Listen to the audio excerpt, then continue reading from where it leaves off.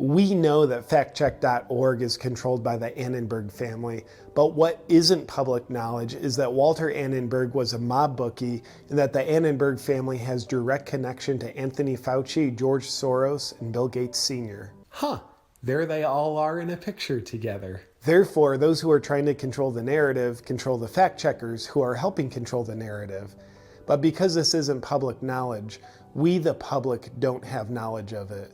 Because we're too stupid. Fact checkers, if it's not too much to ask, we pray that you extend your chokehold of fact checking into realms beyond basic speech.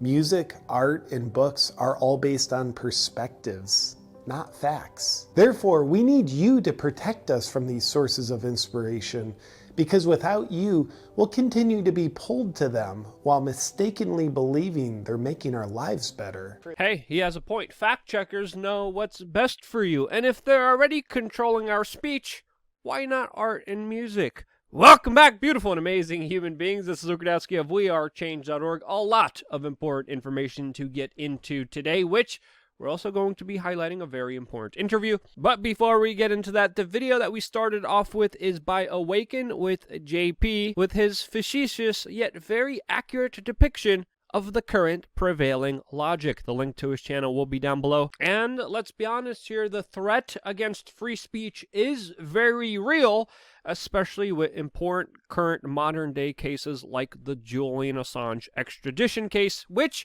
we actually found out a UK judge just ruled that, in fact, Julian Assange will not be extradited to the United States for committing acts of journalism. It's also important to note that Julian Assange is not an American citizen, yet he's being extradited to the United States to face charges that will put him behind bars for the rest of his life. And a UK judge ruled that temporarily that this will not be happening because of Julian Assange's, quote, suicide risk and also the very poor conditions inside of U.S. jails. Specifically, the judge highlighted the case of Jeffrey Epstein, which is a very important bombshell case that proves the establishment prison justice system shouldn't be trusted. Now, Mexico actually announced that they are looking at granting Julian Assange asylum in their country. Meanwhile, other critics say that today's ruling does little to protect press freedom, as of course the United States will challenge this decision, and the ruling does extend the scope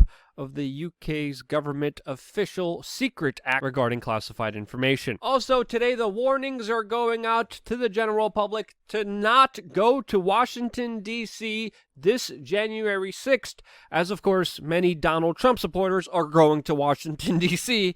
on January 6th. The Washingtonian ran an article saying 5 reasons to avoid the D.C. area on January 6th. There are major road closures and businesses declaring that they will not be open during this period in time, as even the mayor of Washington, D.C. is calling in the National Guard because of alleged, quote, wild pro-Trump protesters. Now, will that be the case? Most likely not, but there sure is going to be a lot of political fireworks, and who knows what's going to happen? No one really does, but we are going to be following the story very closely, and we might even be in Washington, D.C. Might is the key word. Lots of things happening politically, even with Donald Trump's phone call just being leaked with the Georgia Secretary of State, the person who actually leaked this phone call. Yeah, lots of craziness and unpredictability, especially when it comes to that situation. Now, before moving on to our interview segment of this show, it's important to note that this show is in part supported by PlantX. And because of their support of us, we're doing this video. Full disclosure, we are working with this company, and I think you will like them as well with the information that we provide in this interview that will give you an insight into the latest technological innovations that are happening, food security issues, supply chain issues, pretty much the latest ear on the ground, real-life economic information, and in my opinion, this is a win-win for everyone, for you, me, and the poopers, and of course also PlantX and their founder and also entrepreneur, Sean Dollinger. And joining us for this conversation is, of course, Sean. Say hi. All right, enough with the doggo. Here, let's continue on with the interview. So, Sean, just jumping into the meat and potatoes of this interview, the first question that I'm kind of dying to ask you is about, of course, food insecurity, as we saw the supply chain break down in 2020, not just with toilet paper, but with, of course, food. Now, there are some people saying that there might be more food insecurity. There might be more breakdowns of the supply chain. But from your professional expertise, with you being an entrepreneur in the field, how do you see everything kind of playing out, especially with just promises of more lockdowns? Hey, Luke, thanks for having us on the show. And as far as the question, absolutely. We saw in 2020, e-coms absolutely explode due to being able to supply through that chain. And my relationship at FedEx for over 20 years in e-com, they're fantastic. They know how to adapt. They know how to move. So we believe that going into 2021, that the chain will be able to be there. Really, it comes down to that B2C distribution. B2B really wasn't that bad of a holdup in 2020, and the governments realized that grocery stores, markets, et cetera, needed to be open to supply those things. So we feel going into 2021, what we've learned in 2020 positions us absolutely perfectly and actually accelerates our business if there are lockdowns. Yeah, because for every problem, there's always some kind of solution that we always have to look into. When one door closes, another one opens. And I really wanted to bring up the food insecurity issue because this is something that I've been talking about for quite a while. I've been telling people, hey, it might be smart to grow your own food. That's why I think it's very important to talk to you. But also, we're getting some reports here from major organizations like the Food and Agriculture Organization of the United Nations, the World Food Program, and they're pretty much coming out and saying that there might be a situation that turns into more people dying because of the circumstances rather than this sickness. How do you see the overall kind of trends with foods and beverages and all of this kind of culminating together in the future? So I think that's why this whole plant-based movement's become so powerful, right? When you have regulatory restrictions around dairy and meat products and fish, et cetera, with it crossing over borders. For example, let's say if in Canada, we have the supply needed to be able to be brought into the US due to restrictions, due to all of these laws and regulations around it, it makes it extremely hard to cross borders. Obviously, with plant-based products, there are no borders around the world, right? So if there's an oversupply in the UK, through our network, we could easily bring it into the US and Canada. So for us, we don't see it as anything major. It's another obstacle, but if you know how to play the field and be able to adjust in real time, it actually creates more opportunity.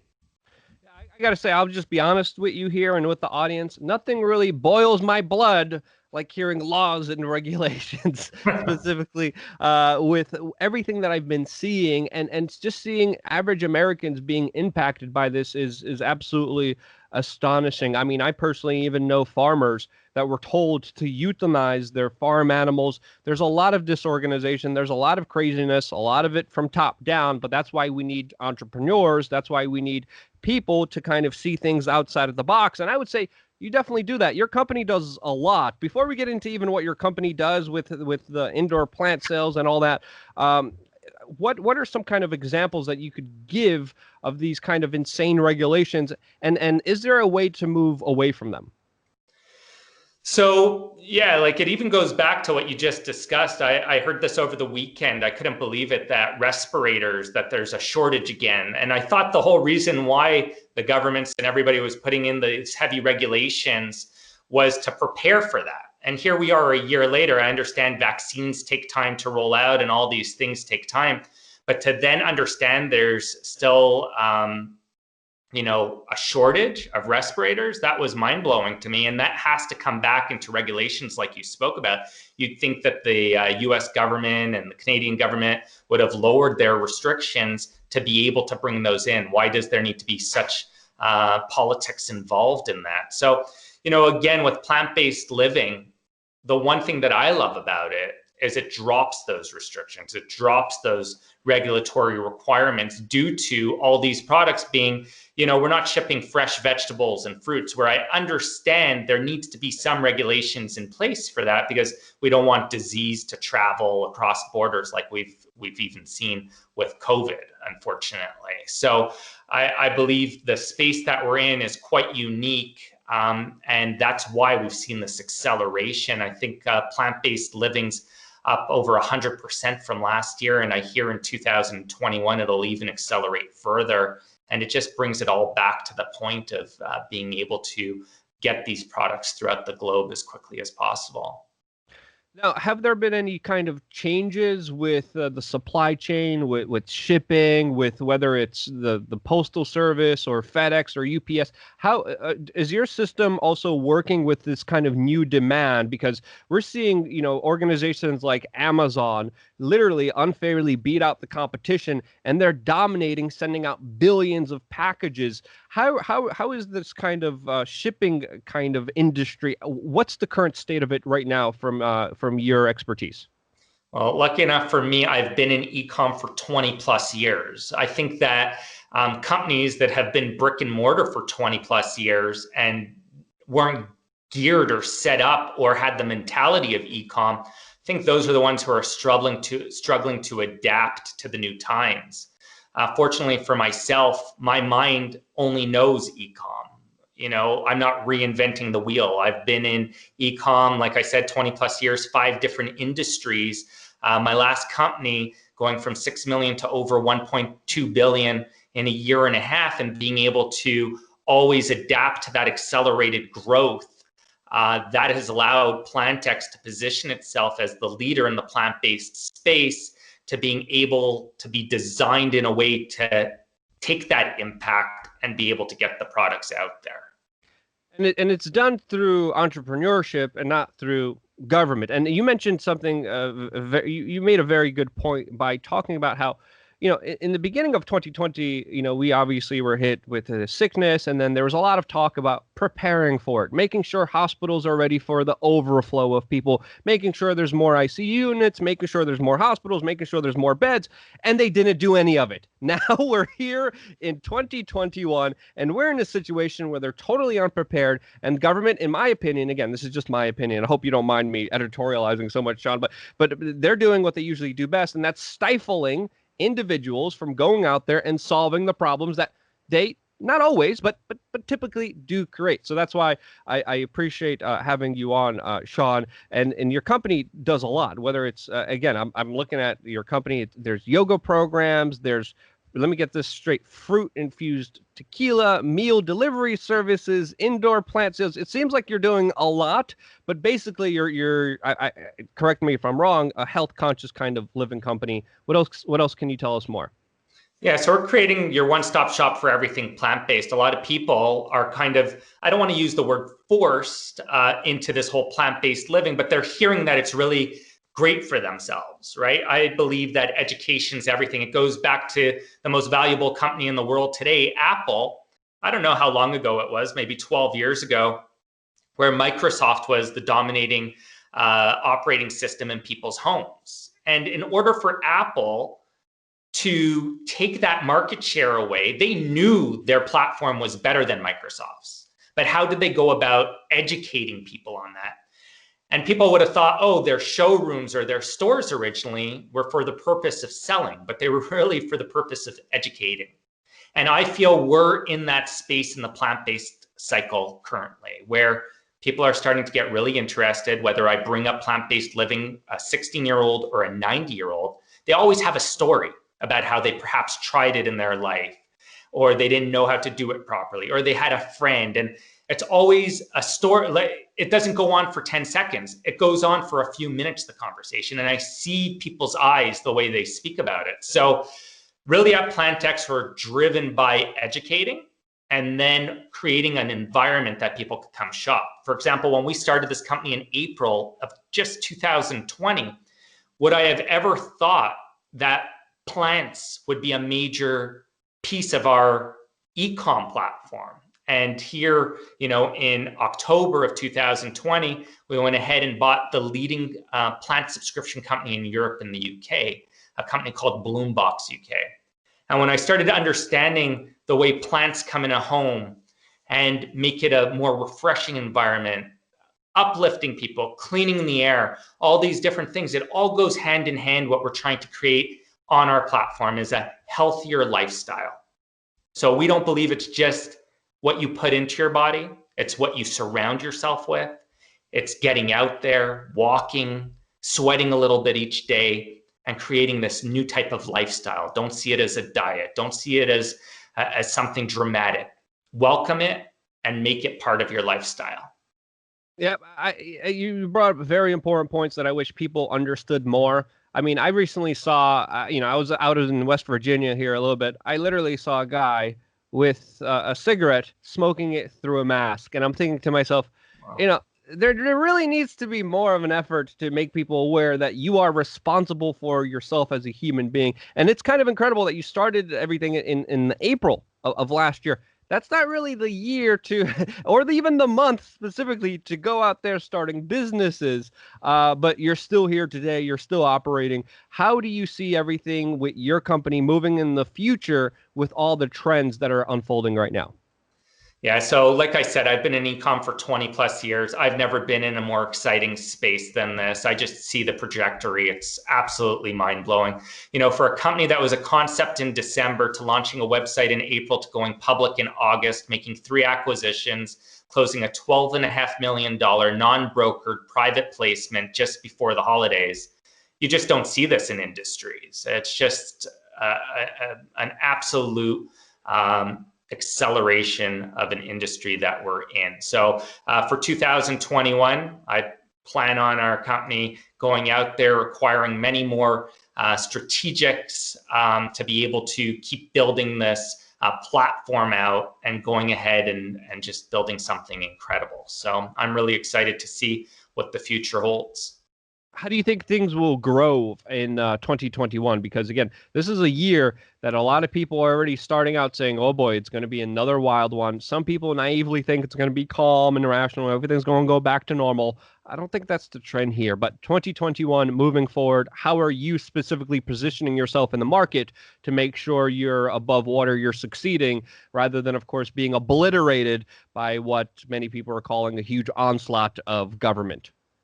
Yeah, so listen, we keep our heads down no matter what. We have a mandate here to build out the #1 plant-based platform in the world. So we'll continue doing that. Luckily, our company has absolutely no debt. We have $7.5 million cash in the bank. We're projected to do around $50 to $75 million in revenue in 2021. This is really our first year in business, after we've acquired the companies we have. So for us, we only see growth. We're in an industry, luckily, that everybody needs to eat, right? No matter what happens in the world, in order to survive, you need to eat. And whether you eat meat, fish, dairy, at the end of the day, anybody still could try plant-based living. And our arms are open. We don't take this approach where, oh my God, you ate meat during New Year's and you can't be part of the family. We take it different. You want to come and try plant-based living just for lunch, dinner, just interested in trying what plant-based living is all about, we're here for you. So we believe that every single person on the planet could potentially be a client of ours or a customer of ours. And then they come and try something, even if they come and buy a plant from us and then they see, wow, they have this really cool oat milk. Let me give it a try. I've heard that that's really a great product. And then they go and try it and they're like, wow, this is actually really good. And then they try a meal from us and then they're like, wow. So for us, we want to create this whole web that no matter what somebody goes to and tries, they keep coming back for more. And I think that we've done an incredible job already in creating that path forward. Yeah, I think it's definitely in line with the overall message of healthy, conscious living, which I think we definitely need more of. And that's why I thank you, Sean, for helping us out, for supporting us, and also, taking your time out of your busy day, being here with us as well. It really means a lot. Sean, if people want to find out more about your company, where can they go? Where can they check out all the websites and all the social medias that people should go to? Yeah, so everything is right in one easy spot. We decided to not make things complicated and have a corporate website and a e-com. So it's all on PlantX.com. And you could go there, and then if you scroll all the way to the bottom of the page, you'll see an investor section. You could click on that for all of our investment info. You'll find all of our social media tags in the footer as well. We actually do a vodcast every Saturday on YouTube, and you could just do PlantX YouTube and you'll see our channel. And instead of just doing press releases, we actually go behind the scenes with who we do a press release with.